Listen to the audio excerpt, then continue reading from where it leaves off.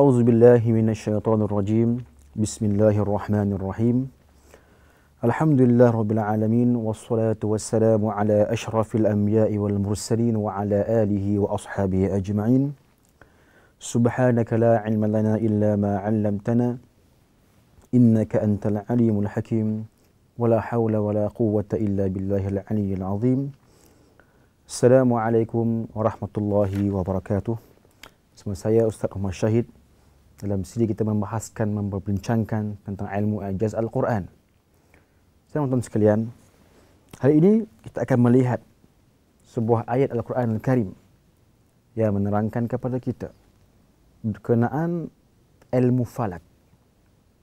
Allah berfirman, "Wa min ayatihi al-lailu wan-nahar wasyamsu wal-qamar la tasjudu lisyams wal-qamar wasjudu lillahi alladhi khalaqahunna in kuntum iyyahu ta'budun." Surah Fussilat ayat 37. Ia bermaksud, dan di antara tanda-tanda kekuasaan Allah Subhanahu wa taala, Allah menciptakan untuk kita malam dan juga siang, matahari dan bintang. Dan Allah mengatakan lagi, janganlah engkau sujud ataupun menyembah matahari ataupun bintang, maka sembahlah akan Allah Subhanahu wa taala yang telah pun mencipta semua itu, sekiranya engkau menyembah Allah semata-mata. Tuan-tuan sekalian, Allah menerangkan kepada kita dari ayat ini bagaimana Allah ingin memaklumkan agar umat manusia berfikir bahawa Allah menjadikan malam dan siang, langit dan bintang, matahari dan sebagainya sebagai bukti Allah Maha berkuasa. Dan ia berubah malam ke siang, siang ke malam sebagai bukti Allah Maha berkuasa mengatur alam yang besar ini. Cuma Allah mengatakan kepada kita, sekalipun matahari itu besar dan jauh, kita berpanas kuasanya, dan juga malam bintang itu juga jauh dan juga bersinar di malam hari, itu bukanlah sebab kamu ingin menyembah hal-hal ataupun perkara tersebut. Allah mengatakan, la tasjudu lisyams wala lilqamar. Jangan engkau menyembah matahari, sekalipun ia Tuhan Majusi, Tuhan golongan terdahulu yang menyembah matahari. Dan jangan engkau menyembah bulan, sekalipun ia bercahaya pada malam hari. Kerana itu adalah ciptaan Allah. Allah kata apa? Wasjudu lillahi alladhi khalaqahun. Di sini terdapat satu perbahasan.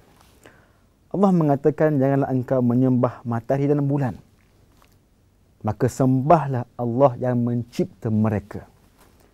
Allah menggunakan kalimah khalaqahunna.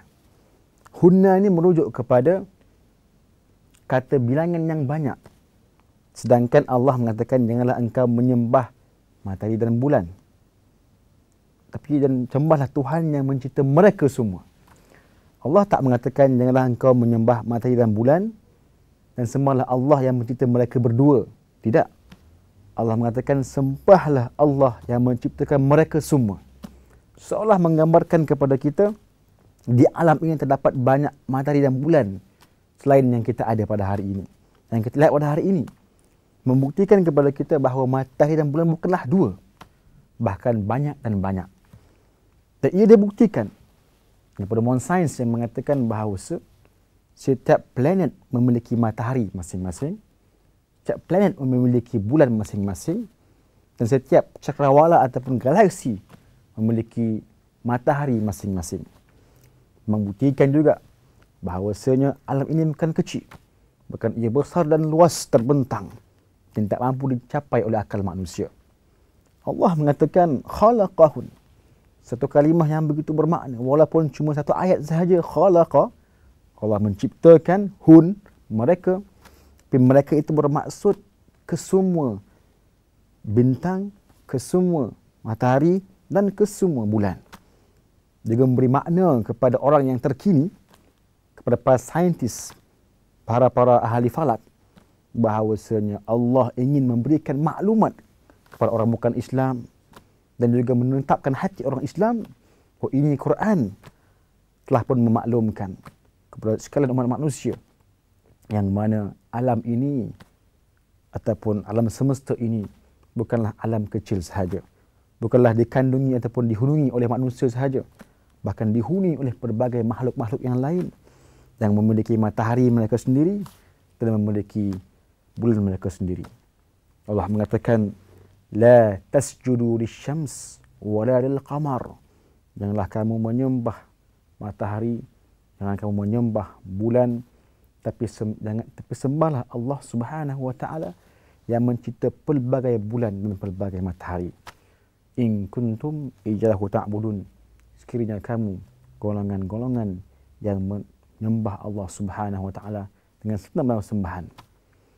Dan teman-teman sekalian, ayat ini juga berikan kefahaman kepada kita bahawasanya segala ilmu yang diterokai oleh manusia pada hari ini, ilmu falaknya, ilmu sainsnya, perubatannya telah pun dimaklumkan oleh Allah Subhanahu wa taala. Cuma ia ditafsirkan oleh ulama kita mengikut kefahaman mereka ketika itu. Jikalau dahulunya mereka menafsirkan dengan perkataan Allah menciptakan langit dan bintang dan matahari sahaja. Namun hari ini dengan adanya kemudahan lain, adanya kecanggihan teknologi dan sebagainya, kita boleh menerokai alam lepas. Kita boleh melihat kepada ilmu-ilmu lain. Kita boleh melihat angkasa lepas. Menggunakan teleskop dan sebagainya, kita faham bahawasanya Allah menginginkan kita mentafsirkan, kita memahami ayat tersebut dengan lingkup yang lebih luas. Bahawasanya Allah tahu, maha mengetahui akan segala-galanya, dan Allah ingin umat manusia faham akan kandungan Quran agar itu mampu memantapkan iman seorang manusia dan juga memberikan kefahaman kepada orang bukan Islam agar mereka beriman dengan Al-Quran Al-Karim.